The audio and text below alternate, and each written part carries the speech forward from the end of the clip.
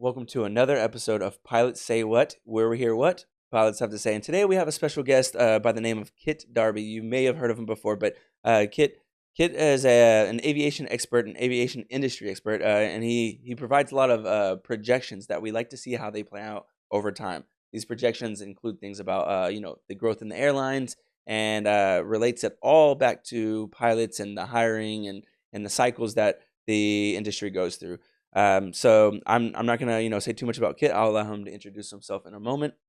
My name is Zach. You may be familiar with me if you've tuned in before. If not, nice to meet you, and I hope you enjoyed this episode. Now, one thing that is different about this episode is that Kit is going to be speaking to us through Zoom, which means you'll hear him a little bit differently than you hear, and there are some graphics he's going to be sharing, but he will be speaking to those graphics so that our listeners can understand them without having to see them. If you want to see them, come over to our YouTube Thrust Flight, where you can see everything. One thing I want to mention here is that he's going to be sharing this as sort of like a presentation. So this is a little less conversational and a little bit more informative today. If you guys are data driven and you like to know the numbers, this is a good time to tune in. Without further ado, Kit, would you mind introducing yourself? Sure. So I'm a retired airline pilot. I don't recommend doing it this way, but I worked for a number of different airlines along the way. I started out as an Army pilot, flying fixed wing back during the Vietnam War. Got about 4,400 hours of fixed wing time in the Army, about over half of that as an instructor. When I got out, I was hired by Braniff, flew the DC-8 as an engineer and a co-pilot. They went under. I got hired as a DC-8 co-pilot at Capitol and also became a captain. So I was like a 30-something DC-8 captain. The bad news was that captains at Capitol made co-pilot pay. So and they went out of business. I got hired next by Piedmont, and United thought of it at the same time.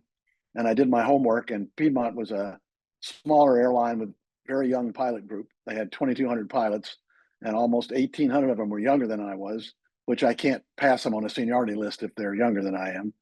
United had 5,500 pilots, so twice as big, and only 500 were younger than I am.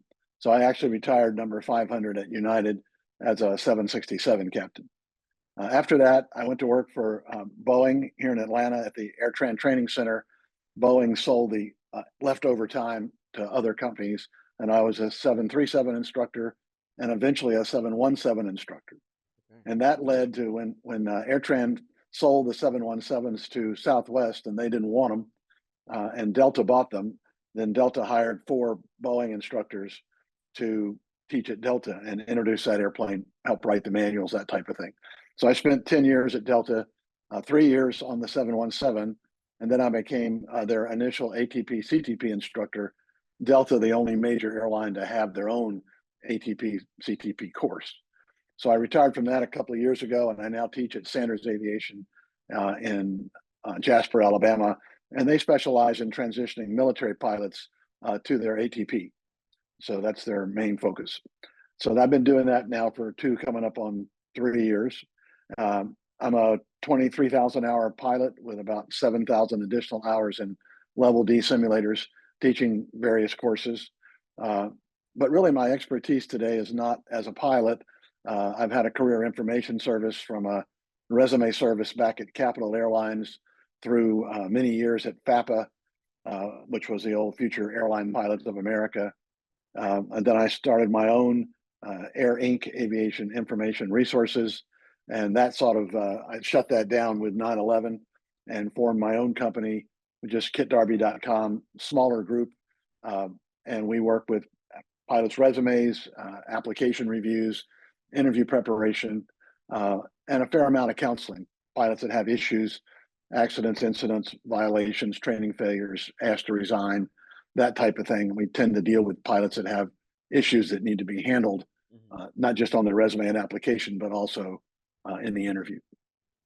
Okay, well, it sounds like there's a lot. It sounds like we could get almost anything out of you in terms of information. So that's great to have you here. Well, Just go ahead. yeah, well, that's really my golf. I mean, working with pilots is my fun part of my job. The less fun part, but interesting as well, is I do expert witness work. So I Mm, testify on pilots' career values. That would be a sum of their pay, benefits, and retirement.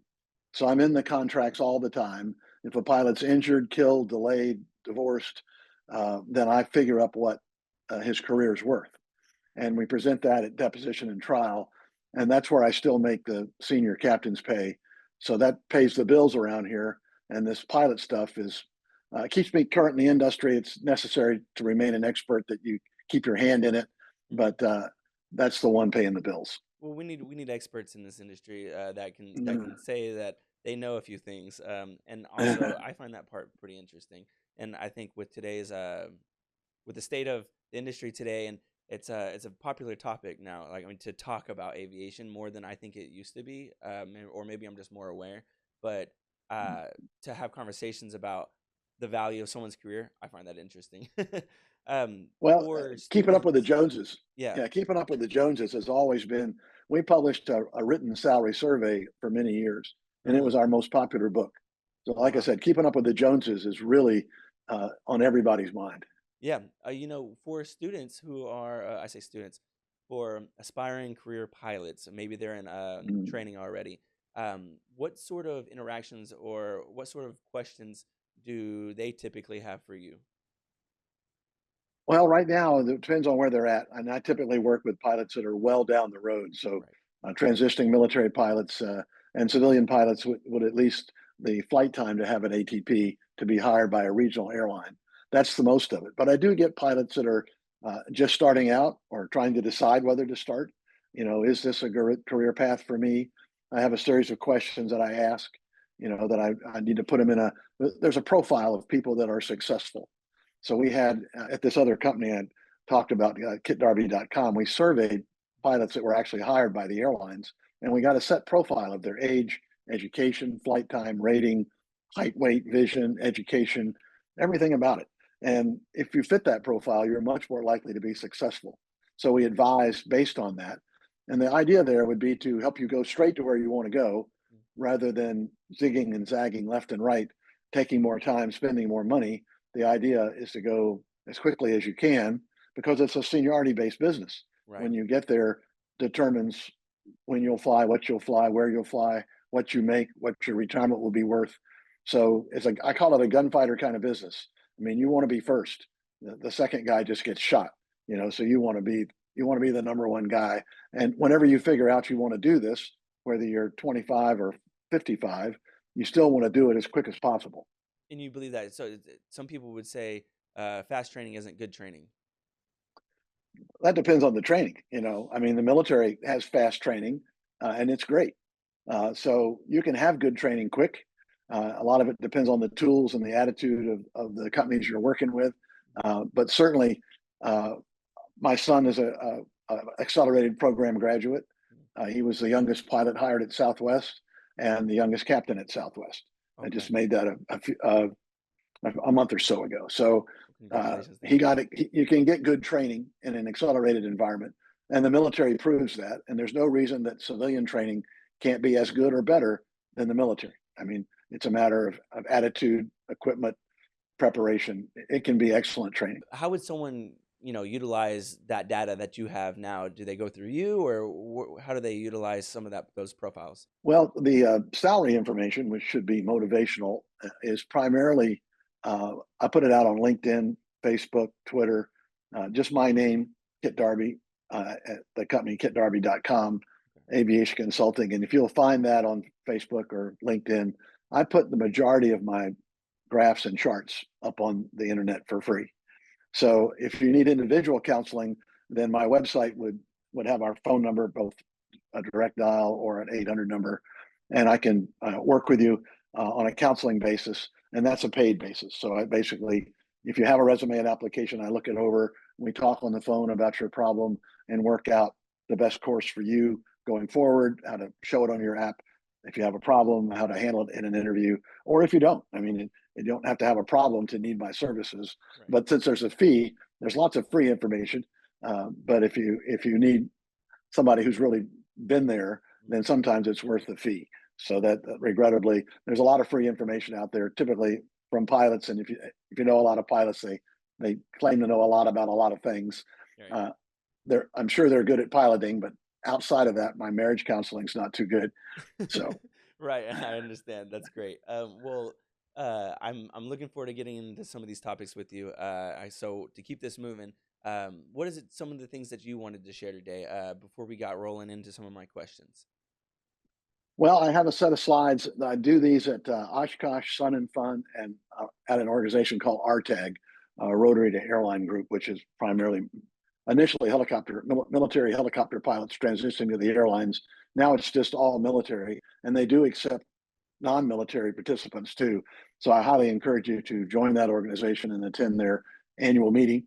Full disclosure, I'm on the board there, so I was one of the original guys. But Yeah.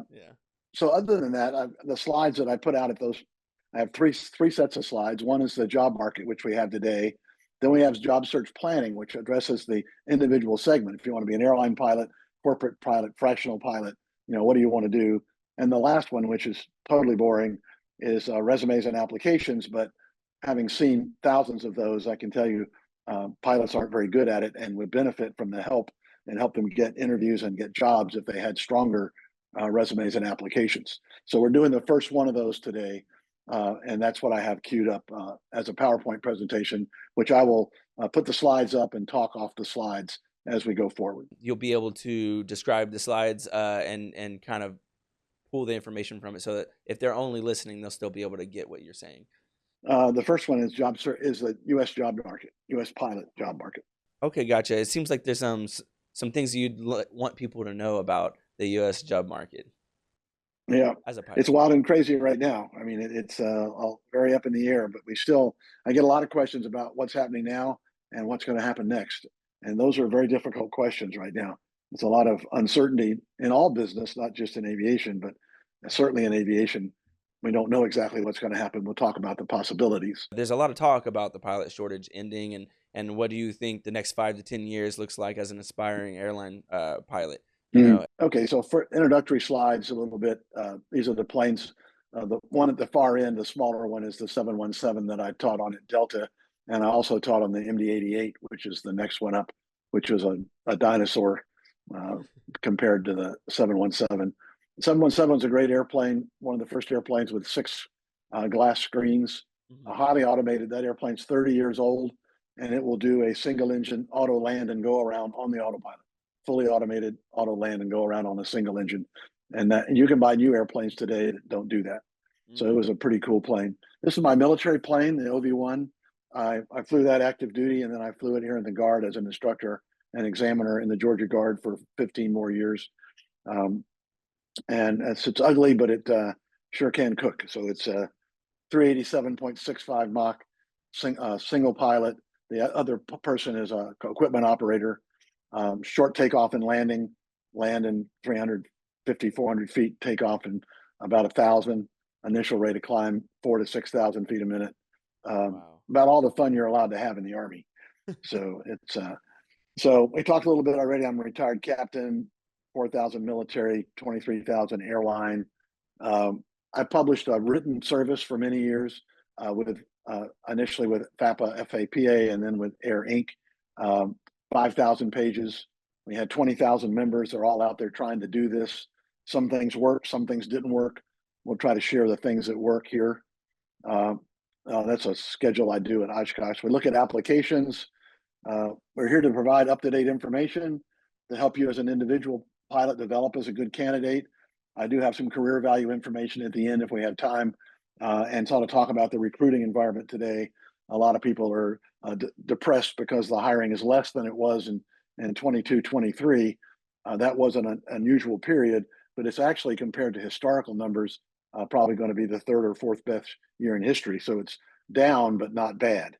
Mm. So when COVID hit initially, day one, before we knew anything, I sat down and drew this chart, and I updated it as we go forward. And I had a worst case, likely, and best case scenario, and I had no idea what was going to happen. This is just based on previous downturns from 9/11, SARS, those kind of things. Sort of what happened. And then I kept it updated, and this is the latest version. I stopped doing it, and it had recovered by then. So the black line on the left, basically, it went deeper than I thought. So I said initially it might go down, 50, 60%. It went down almost 90% for a short time. Mm. And it came back. And by the time we got to the middle of 2021, things were recovering very quickly. And to be And in specific, fact, when you say go down, the can you give reference revenue to it? passenger miles, Okay. so the amount of traffic at the airlines was cut to just 10%, but recovered much more quickly than we thought. And we in that period they early retired about 5,000 pilots, thinking they weren't going to need them. My wife is one of them, and she's a United captain as well, and she retired early. And then all of a sudden, with this rapid recovery, they sort of wish they had them back. But we had lost a peak year of hiring by just letting people go early, and that made the demand even higher. So we're sort of back on track. We recovered in 2021, wouldn't be fully recovered till 2022, but by retiring 5,000 pilot, which is a year's worth or more, we were hiring by the middle of 2021.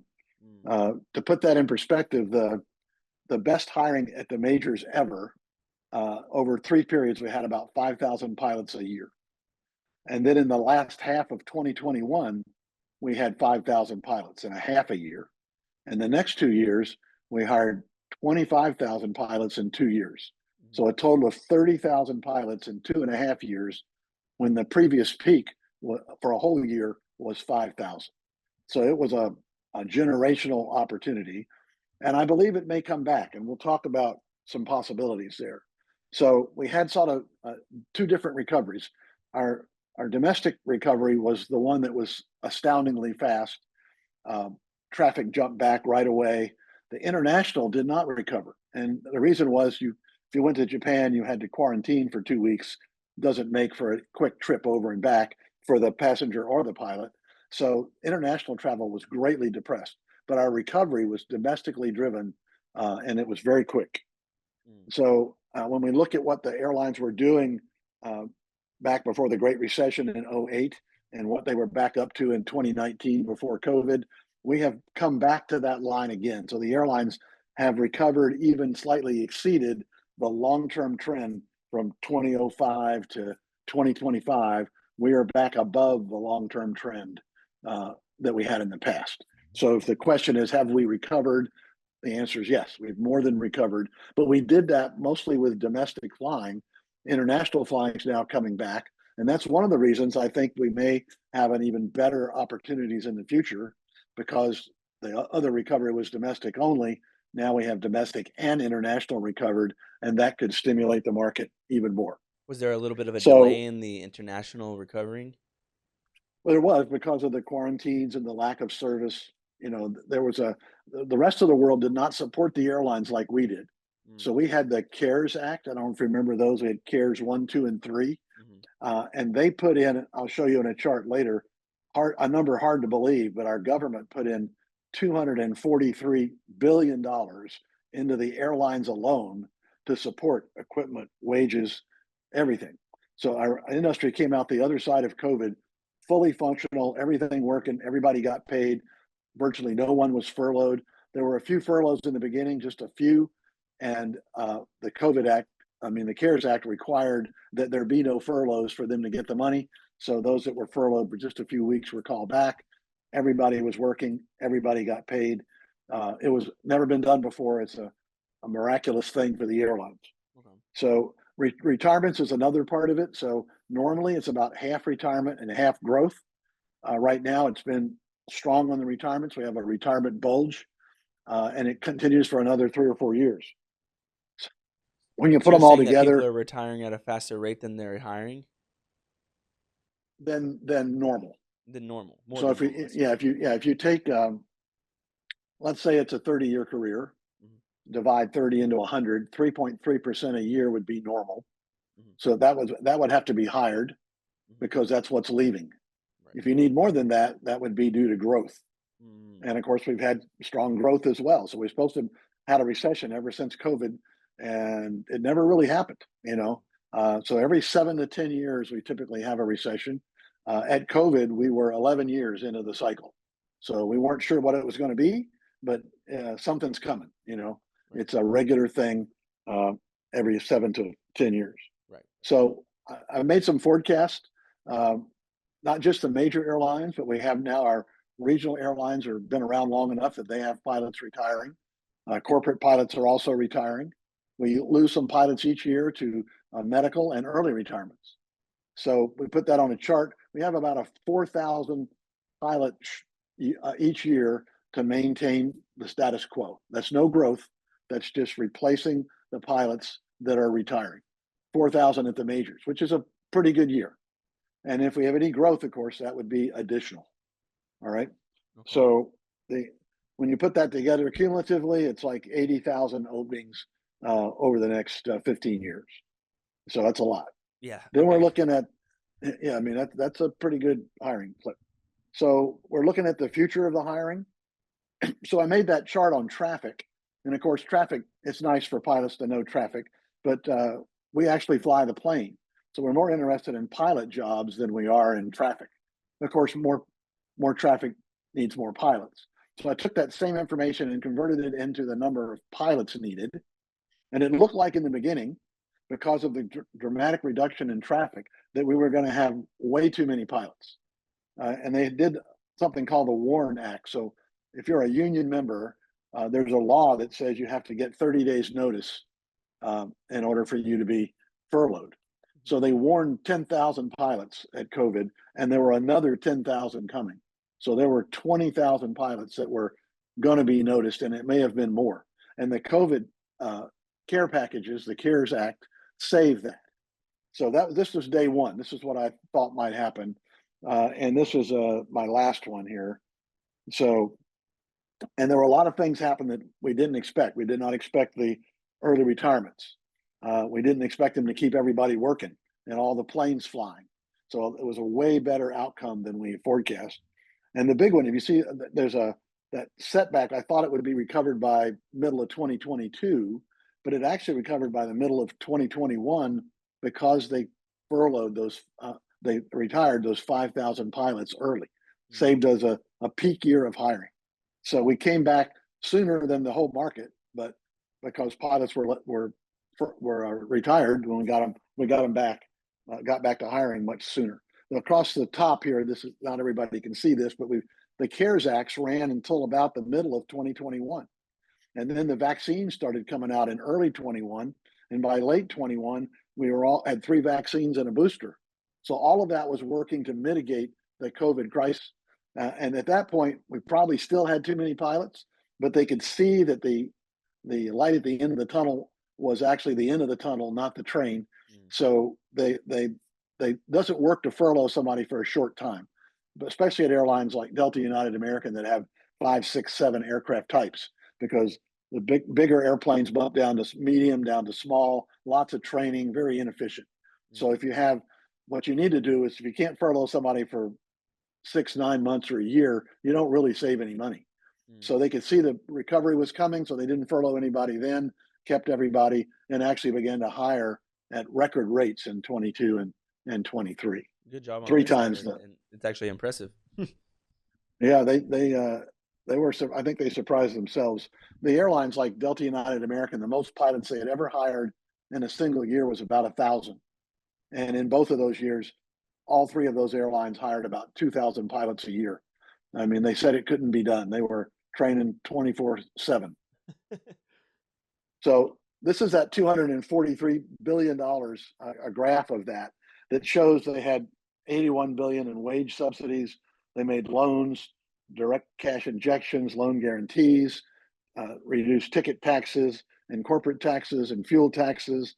They just did everything they could do to assist the airline industry, and it was miraculous that they did it, and the results were tremendous. We were a competitive in a world market, and our airlines came out extremely strong. So Which means we're this is all part of the CARES Acts that were enacted right. during that time. That's right. This was CARES money put into the airlines during the early COVID until mid 2021. So late from early 20 to mid 2021, year and a half, They put in $243 billion to keep it working. Then we look at furloughs and hiring.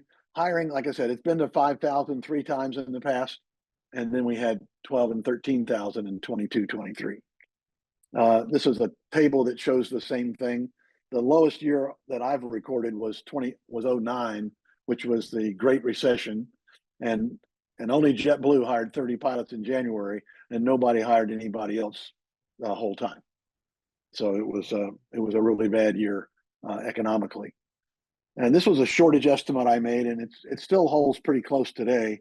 The major airlines had wanted to grow, and at the time they had 78,000 pilots. Now they have almost 100,000 pilots. 2023. But they wanted to grow they wanted to grow 15%, and they couldn't do it. They just could not get the pilots. They hired all the captains away from the regionals. They hired every military pilot they could find. They just couldn't get it done. So they ended up short. They didn't grow the amount they planned to grow. They published a business plan, and then they couldn't meet it because they couldn't get the pilots. That was a true shortage. They couldn't find the pilots, right? Well, no, they couldn't. They were training. They had never trained more than 1,000, and they were training 2,000, and they still couldn't keep up because they're trying to replace those 5,000 that they had early retired. Right. So regional airlines parked 500 airplanes. So 500 multi-million-dollar regional jets sitting on the ramp for a lack of pilots because the majors hired all their captains away. Initially, they were hiring co-pilots, but then they couldn't hire more co-pilots because they had no captains to put with them. Doesn't make sense to have extra co-pilots and no captains. You can't fly the plane.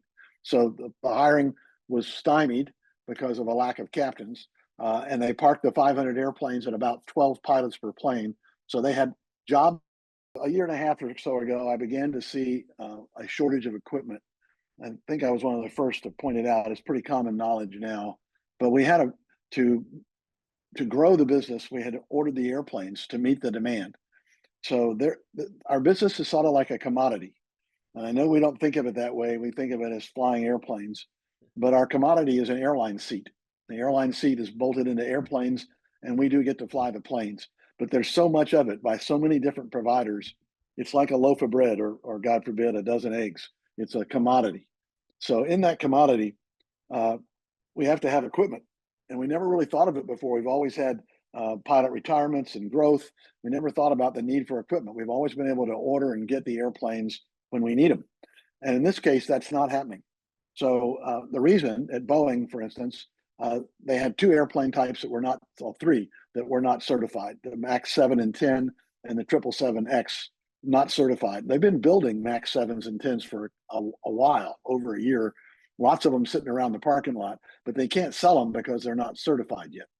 And then they had slow deliveries on the MAX 9 and the 787, part of it due to supply chain, but they were, and also due to FAA supervision after the door plug blowout.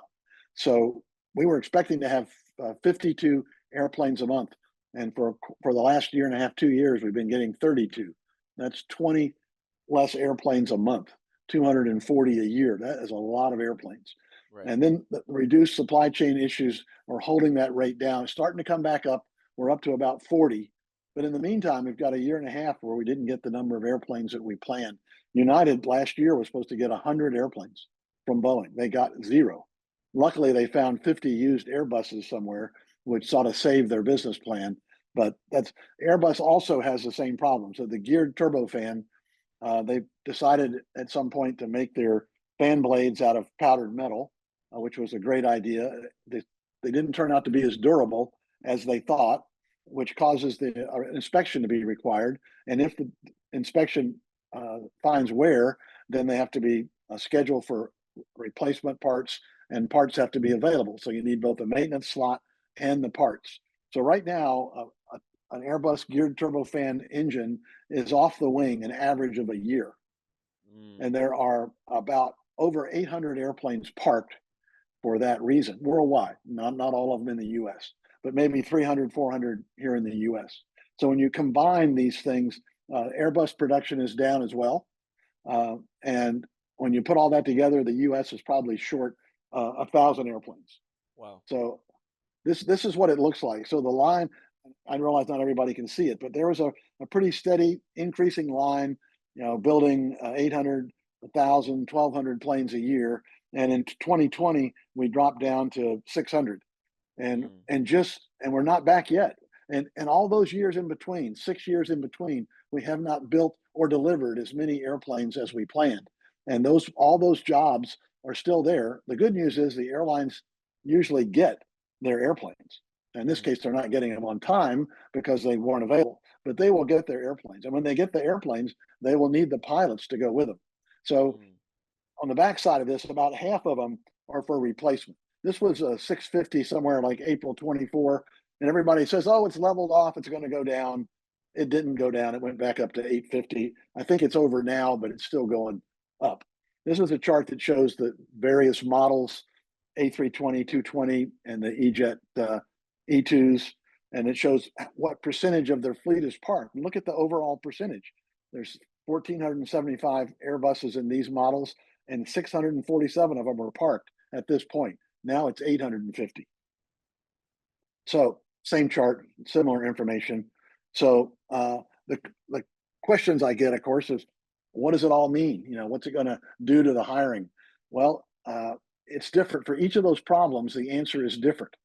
So for the Airbus problem, probably the longest, because of the required inspections and maintenance slots and parts, that could easily take 2 or 3 years. The certification one, that could be over tomorrow. If the FAA said the airplane's certified, those airplanes are ready to deliver. So somewhere between 0 and 3 years, we've got a group of problems that will be solved at different times over the next 2 or 3 years. So about half of those 1,000 airplanes that were short in the U.S. are for growth, and the other half are for replacement. So they're mm, replacing older, less efficient airplanes, and they're getting new airplanes.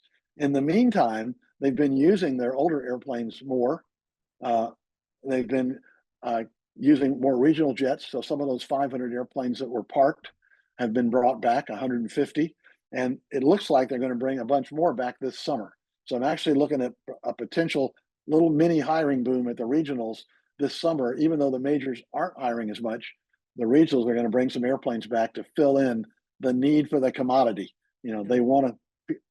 Is the reason that we're not using those because we planned on replacing them originally? We didn't have the pilots, and right now it's a pyramid, right? So if you don't have the pilot demand at the top, then you don't have the movement in the middle and the bottom. So Mm, that's the problem there. So everybody suffers. That was the next item on the slide. Regional, CFI, corporate charter, fractional, all of them do less if the majors aren't hiring. And it looks like the 350 regional jets, at least some of them, will be coming back, and that'll create a demand at that level only for additional pilots. So looking at the hiring projections, uh, U.S. economy, the whole thing about a commodity is it rides with the economy. So the best way to measure that normally is gross domestic product. So it's a big, wide view of business activity. And if you selling bread or eggs or airline seats, you pretty much ride with the economy. So it's very important to realize that, and pilots have absolutely no control over the economy. and, right. it's totally wild right now with a tremendous amount of uncertainty with the unusual use of large tariffs. We don't really know the results of that. Uh, they keep getting pushed back. I said at the beginning of the of President Trump's term, I said, 3 to 6 months, we're going to know how this works. And he keeps pushing it back. So it's probably still 3 to 6 months before we know exactly how this works. So we don't know if it's going to work well or not. There's some signs that it's holding up, and there's some signs that it's going down. So I really don't have an answer for that question right now, but we will know before too long how it's going to go. Cargo, of course, did very well during COVID. If you think about it, and you look at the airplane and see where the windows are, they're Mm, about a third of the way down. The other 2/3 of the airplane is full of cargo. And the idea there is that when we lost these international flights in particular, we lost the cargo capability of those passenger airplanes, and mm, all cargo airplanes boomed. So when that was over, when the international flying comes back and the cargo portion of the passenger airplane is available, then cargo levels off or may even go down slightly because we lost the demand. The total demand didn't go down. We just got somebody else to carry it. right. So cargo looking very good. Of course, FedEx lost a postal contract. and UPS got it, which is sort of the difference between who's hiring and who's not hiring there. Hmm. So we've already talked about pleasure travel, domestic travel recovered quick, and business travel and international recovered slowly. They're all pretty much back. So furloughs didn't really happen. We talked about that. We talked about the Warren Act, that they were going to furlough a bunch, but the CARES Act saved it. Um, we talked about, I've been forecasting for a long time. And one of the hidden factors in forecasting is utilization of the airplane. So during COVID or any downturn, if you're looking in the desert, there's a whole bunch of extra airplanes parked out there that they don't need. And then when times are booming, the desert is empty and they're trying to get airplanes as fast as they can. So utilization is a hidden factor. And during COVID and after the hiring began to be strong again, you couldn't find airplanes. I mean, you couldn't find airliners, you couldn't find corporate airplanes. The utilization went up. So I used to get people would give me a hard time because they said, well, you said there's going to be a bunch of hiring, but there's not a bunch of airplanes on order. How's that going to be? Well, if you have a utilization rate of 8 hours a day and you up it to 12 hours a day, how many pilots do you need? You need 50% more pilots without any more airplanes. So utilization is really the secret factor here. Looking back at the forecast, they've been pretty consistent. The early retirements basically created a 1 to 2 year additional demand instantly because they all pretty much retired at the same time. So factors that drive the hiring. So I've got a chart of the orders and options at the airlines. And it's not that this is not necessarily an up-to-date chart, but the concept is that airplanes coming in the future, about half of them will be for growth and half of them will be for replacement. And the growth airplanes are going to need pilots. You can't just up the utilization on the pilots. There's rules about that. 8 and 24, 30 and 7, 100 hours a month, 1,000 hours a year. You just can't fly the pilot more because the airplane's available more. Right. It's a great idea to fly the plane more because the plane's a fixed asset, has a payment each month. You pay a certain amount. The more you use it, the more efficient it is per hour. The trouble is you have to have more pilots to do that. So equipment growth, forecast by Boeing, Airbus, large growth. U.S. is a very large market. Our percentage growth is small, but the market's very large. So it creates a big demand for pilots. I've got a chart of the history and the forecast of the growth. And the point here is that is it believable? Is it reasonable? The line to the left, what it did in the past, could it do what it says on the right? And I believe it is. It's a reasonable growth rate over time. This is what it actually looks like with a dip every 7 to 10 years. And this was a forecast chart. And there was a dip in 2020. Nobody knew what it would be, but we factored one in there because there's a dip every 7 to 10 years. And here's the historical RPMs. And you can see the dip in 2000 with the 9/11 and the dip in 2009 with the Great Recession. And of course, there was a dip in 2020, and that was a forecast one, and that turned out to be COVID.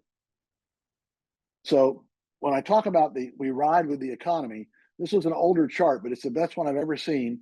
It says it's air travel and economic growth.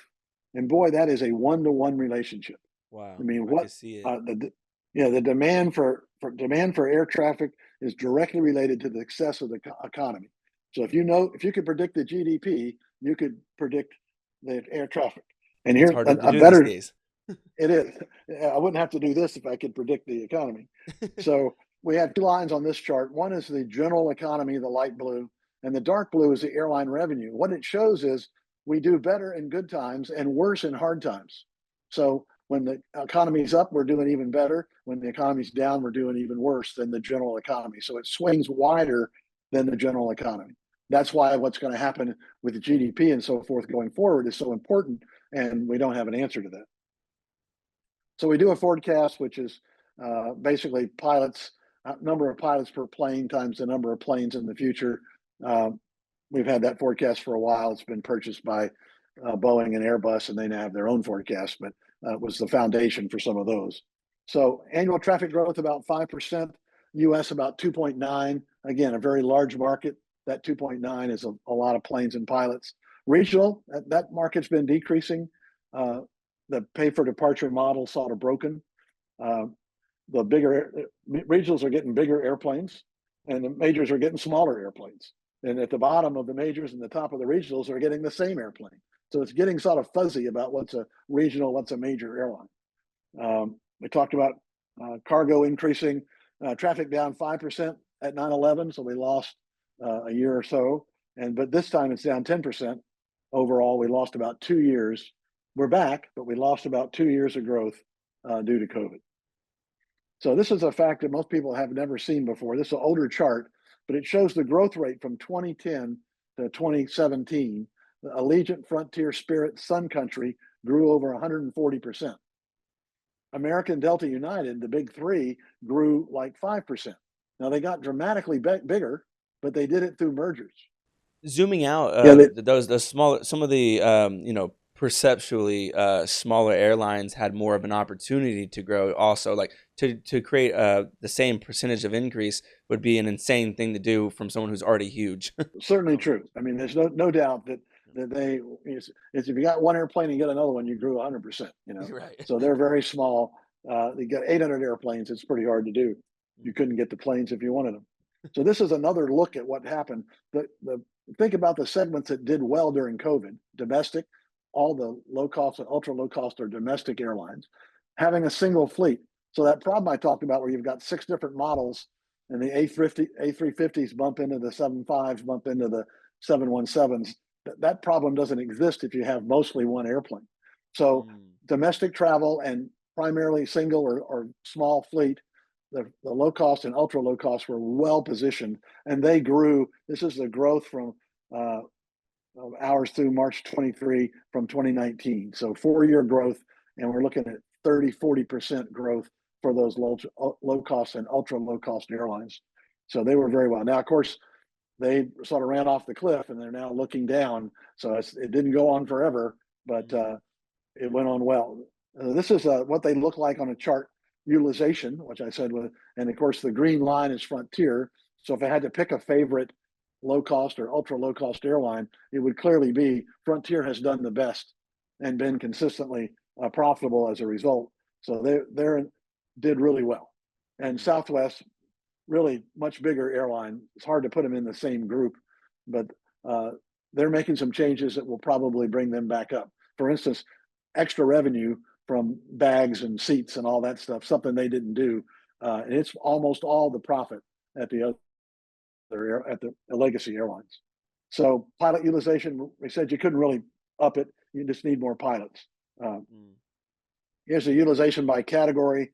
So the red, the regional jets are down, and that they parked 500 airplanes. It makes sense. The wide bodies are down.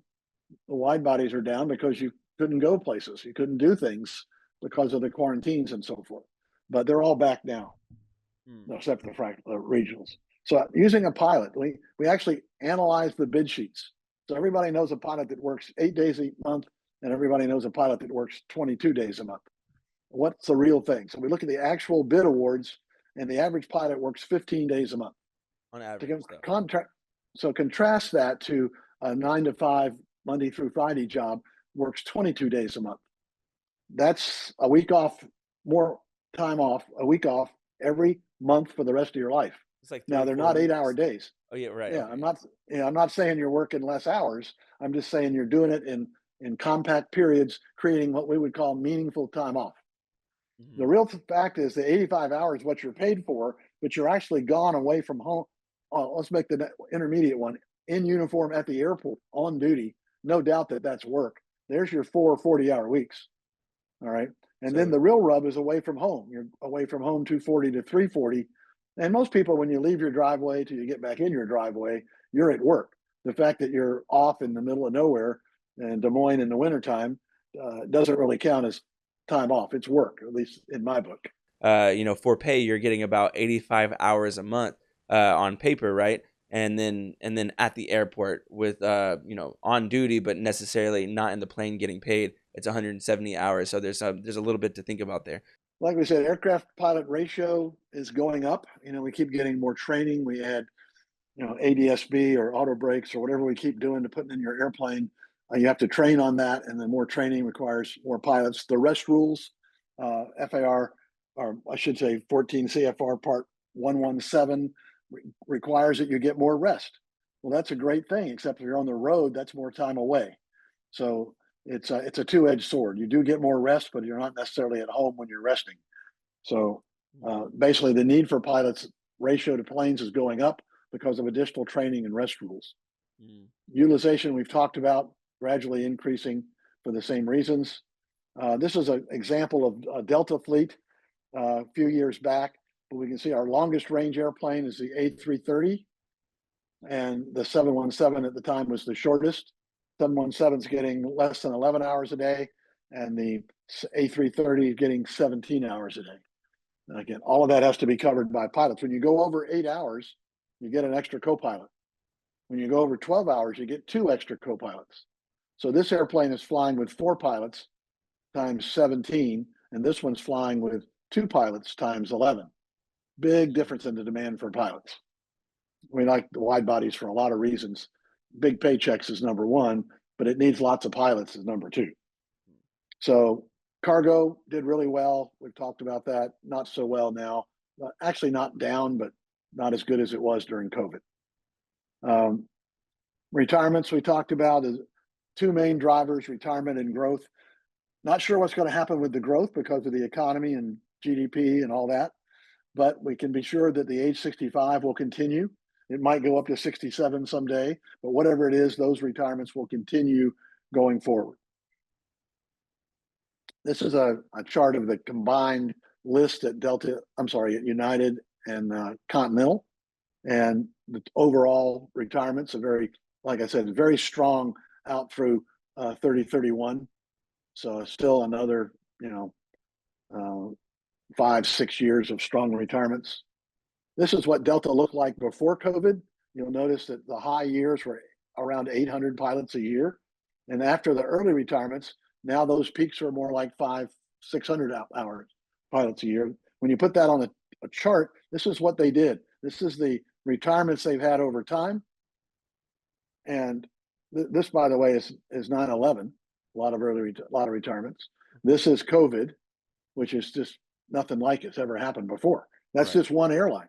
Delta, United, and American all did the same thing. Mm. So when you put Delta on a side-by-side chart, the line at the top was what it was supposed to do, and after the early retirements, the red is what it's going to do. But again, still strong through 2031. So another 5 or 6 years of strong retirements. Each airline's different. This chart has a point to it, and these are numbers, the numbers of retirements. Well, that's great, but numbers don't get you moved up. It's really percentages. So you should think it, like I said, if you have 10 pilots and you get 10 pilots, everybody's a captain. If you have 17,000 pilots and get 10 pilots, you might get a weekend off. I mean, it's a percentage deal, not a numbers deal. So we have a certain number of pilots today, probably be more like 100,000, and those pilots begin to retire, and the need for pilots goes up as we grow, and the combined need is the replacement of retired pilots and the pilots needed for growth. That is the total demand for pilots. And that we know the retirements, but we don't know the growth. And retirements are very strong right now, so they're more than half. So work rules, like I said, we can't get a lot more out of the pilot. If you divide the 1,000-hour max by 12, you get 83 hours a month. And for pay, most pilots are there. Lots of pilots make more, fly more, get paid for more than 1,000 hours. They didn't actually fly more than 1,000 hours, but with vacation, a minimum trip, duty time. So there's protections in there. So the airline doesn't fly you over to Europe and leave you for a week and bring you back and only pay you for the time over and back. Mm. For every time you show up to work, you get a minimum day, 5 hours or whatever. Now, for every 2 hours you're in uniform at the airport, you get an hour's pay. So you go to work, airplane breaks, weather rolls in, you never fly, you're there 18 hours, you're going to get 9 hours of pay for every 2 hours on duty. And then when you're gone, when you go over to Europe and stay, for every day that you're gone, you're going to get 4 or 5 hours. So you can't be left. You can be left, but they're going to have to pay you to do it. And everybody goes, well, that's terrible. The airline's paying and they're not getting any productivity. Believe me, it's cheaper for them to pay you to stay there and bring the airplane back than it is to fly another airplane over with you on it and and come back. So it is an efficiency. These work rules only come into play about 5% of the time. The airlines work really hard to work you within those rules to make sure that you're used efficiently, and that's what you want. Mhm. So, talking about our commodity, to buy any commodity, you need money. And if you're going to have money in our society, you're going to have it in the prime spending years between 40 and 60. I can't say you'll have money, but if you're going to have money, you'll be between the ages of 40 and 60. And we've trained that group of people to use their money on the commodity of flying. They're not going to get in their car or Winnebago and go to the beach for vacation. They're going to get a jet and go to Europe, Pacific, South America, Aruba, wherever they're going. So we've trained them to use their cash in this manner, and we're doing a good job of it. And not saying who's going to have cash, but whoever does will have an appetite for our commodity. So this is an older chart, but it shows that the average ticket price has gone down while the number of places you can go is 3 times greater. But what a great position to be in for your commodity. You've got a lower price of the bread, and you've got raisin bread, rye bread, whole wheat. You got all these different things you can do with it. It's a dramatically good position to be in if you're in a commodity market, a lowering price and increasing variety or choices. So look what airfares have done, and this is a chart very recent showing what happened over a period of time to the price of airfares. Airfares are lower than gasoline, electricity, rent, mortgages, or food. So our commodity is doing really well. And look what they did during COVID. So here they are from 19 to Right. 23. Airfares are up 0.7%. Gasoline is up 34%. Yeah. Huge difference. Again, a great place to be for a commodity. So I am optimistic that the combination of an international market, Yeah. a The commodity. it's almost like the expense of vacation now is mostly just like the rental car and the food. Yeah, It's that's right. like I can get there easier than I can eat there. That's true. So this is a great chart that shows the unique city pairs where you can go against real transportation cost. So again, showing that we have lots of places at a lower price than ever before. All right, so risks.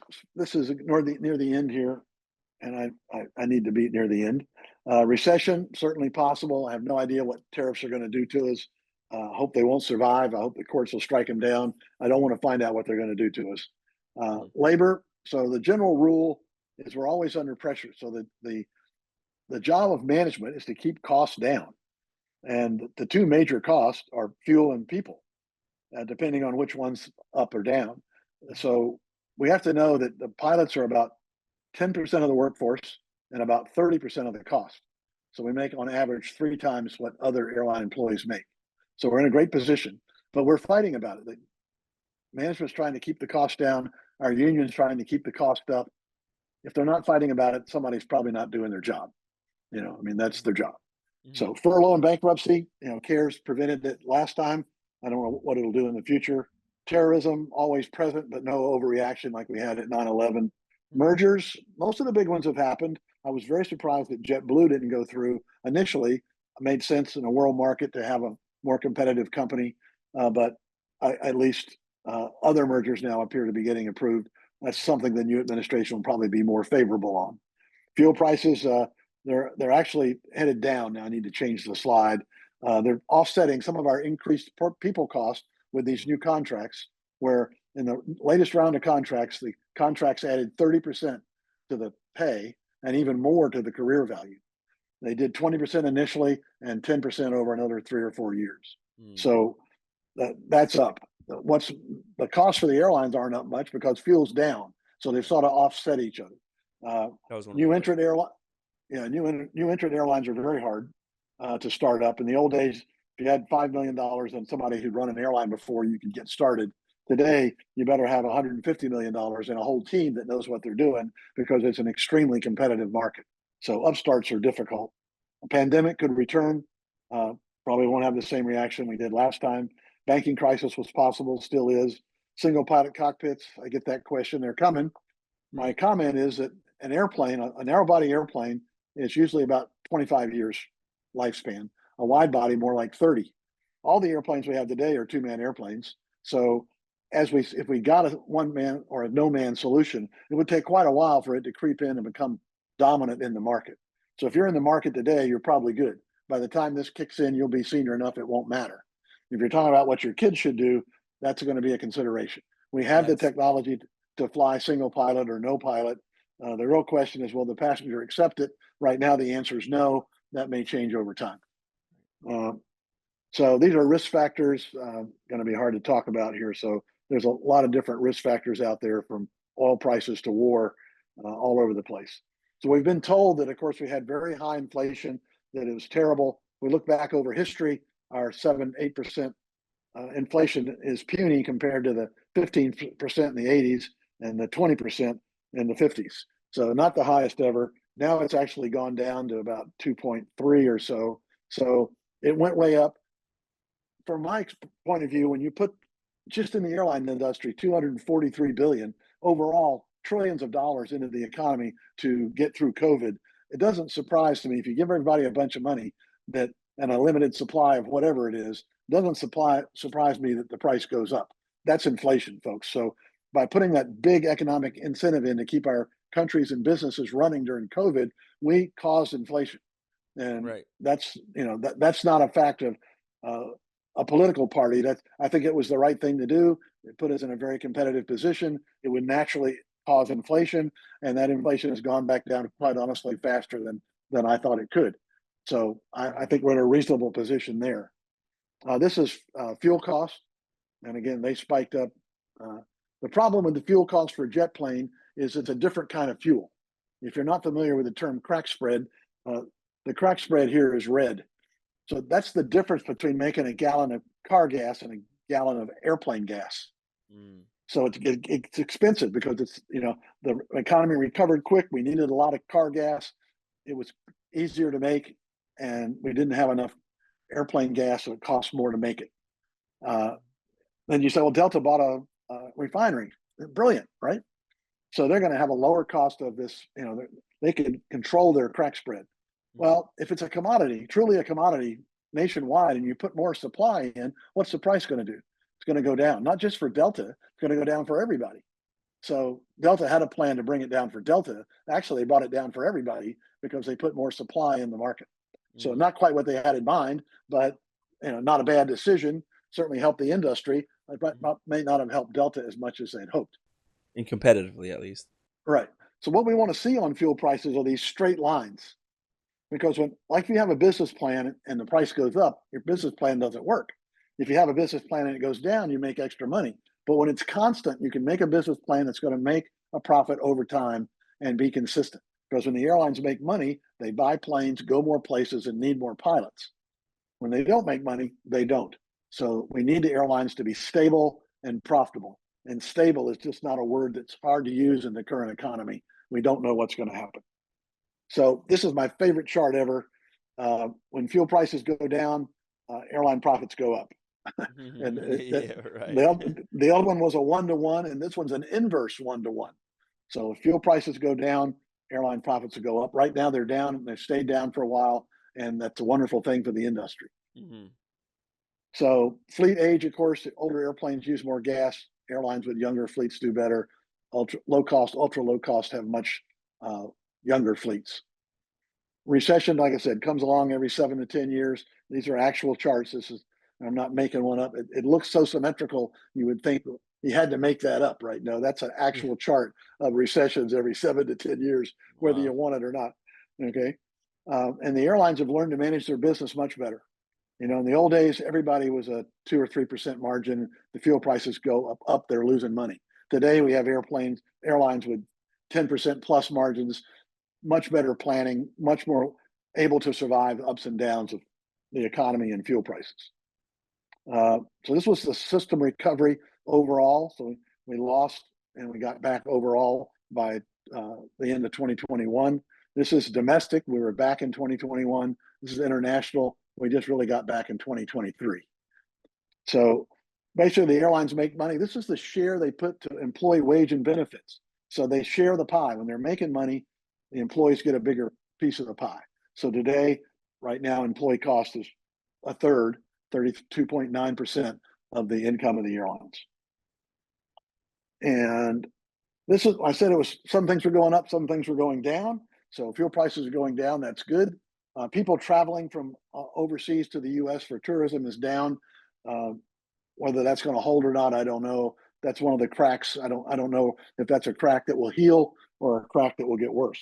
Mhm. Uh, and again, bookings are down. They're not down below a traditional long-term level, but they're headed in the wrong direction. So we'll see. I wanted to ask you, what is something that people generally need to understand about growth in the airlines? That it's up and down, that it's sporadic. Mhm. You can't, we say don't buy your captain's house early, don't buy your plane or boat. It's I guess the best way to say it, it's not as good as it looks when it's good, Mhm. and it's not as bad as it looks when it's bad. Okay. I mean, so right Yeah. now, a lot of people have the impression that it's bad. It's really not bad. It's still pretty good. It could get bad, with that down economy. I don't know what's going to happen there, and we could come through it and do well. I don't have an answer. I said, ask me in 3 to 6 months, and we'll have an answer for that. Especially right now, yeah. And then it seems like the growth in general, it's not something that happens overnight.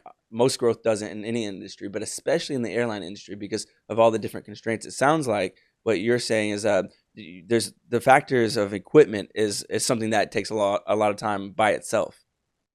Well, I mean, if you're a pilot, it'd be hard to appreciate this, but it might actually be a good thing because they normally overexpand and then have to cut back, which produces furloughs. Mhm. So they weren't able to overexpand. They expanded, but not like they wanted to because they couldn't get the airplanes. Mhm. That may make a less of a peak and less of a valley.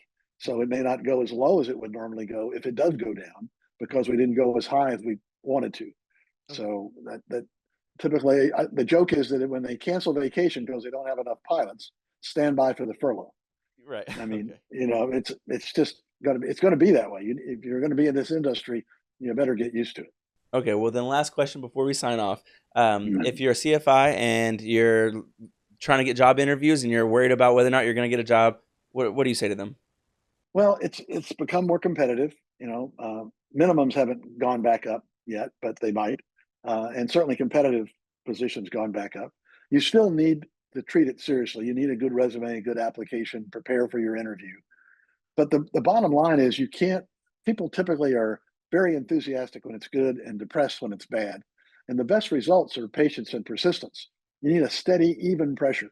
If you're flying, keep flying. If you're getting ratings and qualifications, experience, education, keep doing that. When it's over, if it goes down and comes back up, they're going to look to hire the best qualified, most experienced pilots they can find. Well, Kit, you've given me a lot to think about. I've taken lots of notes here, and I really hope that our viewers and our listeners can get a lot out of this. There's a lot of information in here. I think there's a lot of things worthy of taking note on. I love to hear, though, that you can put into perspective that the industry is cyclical and that right now it's really still looking pretty good, although there is a lot of uncertainty, probably more than ever, more than there has been in a long time. So, thank you for giving us so much perspective. I really hope that our CFIs and CFIs across the nation, um, not just CFIs, but anyone who's thinking about becoming an airline pilot as a career, I really hope that you guys got a lot out of this. Until next time, thank you for joining in on this episode of Pilots Say What, where we hear what pilots have to say. See you next time.